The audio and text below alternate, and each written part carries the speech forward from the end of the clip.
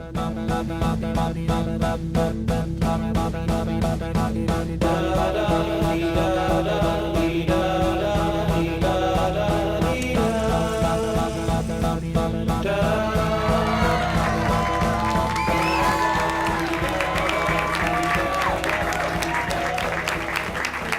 am 5,000 feet above Albany on a perfectly clear, beautiful blue sky day. I can see the horizon 360 degrees in every direction, when the girl who just pushed me out of the airplane screams, "Wait, your chute!"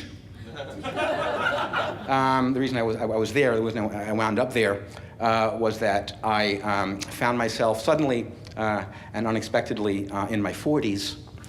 And so I show up at the academy for my appointment with Annette, who is the kind of tan-shouldered, bare-bellied, khaki shirt-wearing 20-year-old senior instructor. And first thing she says, this is going to be awesome.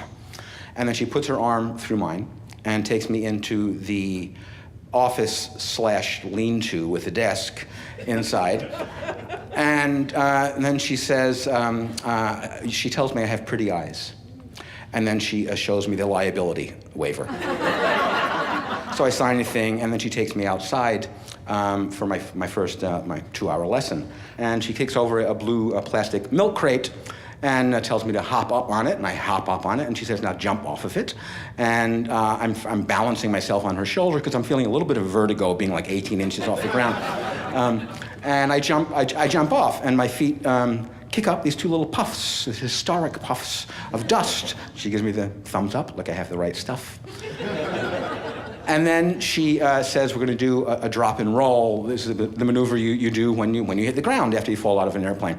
And she demonstrates one for me. She gets up and she jumps, and just this amazingly kind of beautiful, fluid, graceful maneuver. She does it like a Romanian gymnast, you know. And then she tells me to do it, and she helps me back up on the box. And I jump, and I do it kind of like a Romanian flank steak, you know? I land like that.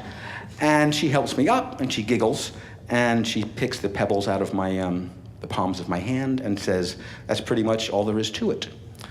Which would be true if she were teaching me how to jump off a milk crate. And then we kind of heightened the practice jump height over the next 2 hours, from this milk crate to a wooden kitchen chair that they had laying around, to like an aluminum kitchen table they had laying around, to a painter's ladder, to 5,000 feet above sea level, which is where she starts kind of actually telling me what's going to happen. And she shows me, the first thing she shows me is the static line, which is a canvas strap that connects my parachute to the airplane. And it will automatically rip my chute open when I jump out, so I don't have to worry about anything. And she says, okay, once we get to kind of the jump area, I will tell you to go, and you go.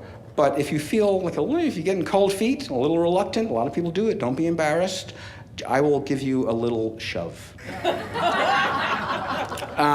She says, don't worry, I'll be gentle. So between like the altitude and the pillow talk, as far as I'm concerned, I'm in like a lovesick trance with this girl, and I will like shoot myself if I thought it made me look, like more of a man to her. I climb out on the wing and hold onto the strut under the wing, and we get to where I'm supposed to jump, and she says, okay, go. And I have those cold feet that she was talking about earlier in our lesson, and I say no, but either she doesn't hear me or just doesn't want to listen. She actually says, Geronimo, they say that, and she gives me a little shove, and I'm off the wing, and I'm falling, and that's when I kind of spin around, and I see her crazed, terrified eyes, and that's when I hear the, wait, your chute.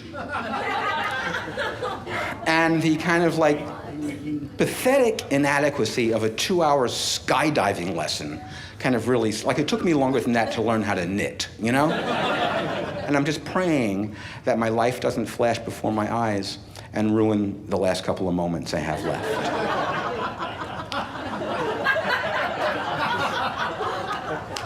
When I feel a jerk, a tug, static line flips past, and boom, and suddenly I feel like I just stopped, like still in midair. And I look up, and there's this big, beautiful, like angel wings, like a fluffy white canopy over me, and I'm floating to the ground. And it's super, super quiet. It is so quiet, I can really hear my heart pounding in my chest. 3.5 hours later, I land, and I grab all my stuff, the straps, and then my wet jumpsuit, and I drag it through the onion field I landed in, back over to this thing they call an office, and Annette is waiting outside for me with her complimentary little glass of sparkling wine that they mentioned is what you get if you jump, a mile out of there in the brochure. And she's, again, just beaming and giddy. She says, yeah, awesome, you did it. And I don't know what to say. I kind of stare at her, and I try and come up with some sort of like a language that a creature like her would understand from a creature like my planet, And I say, do you have any idea how dangerous, how terrifying, how dangerous, how probably illegal that was? And she keeps giggling. She says, hey, at least you did it, right? Before it's too late. And it's kind of like her little joke in the beginning, it's not the fall that gets you, it's the sudden stop that gets you. Makes a little more sense to me. So I decide I am not going to stop. I'm going to keep going. And I stare her down, and I sign up for another lesson.